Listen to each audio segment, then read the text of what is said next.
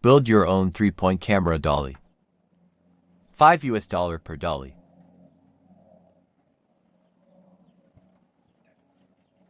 Six by 2, timber and 25 mm, 1-inch rubber furniture wheels.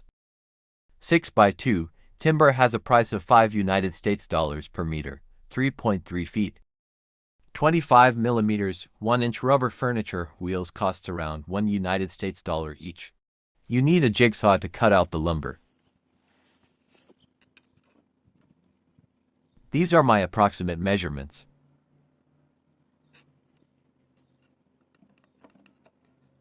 But it's the size of your tube that sets the correct measurements for your dolly.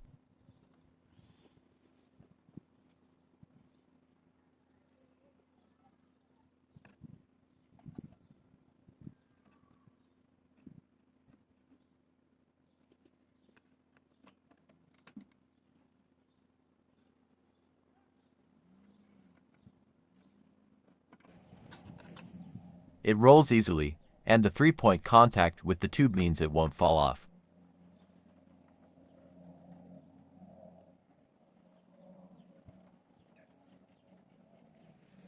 Thanks for watching, and remember to like and subscribe for more DIY tips.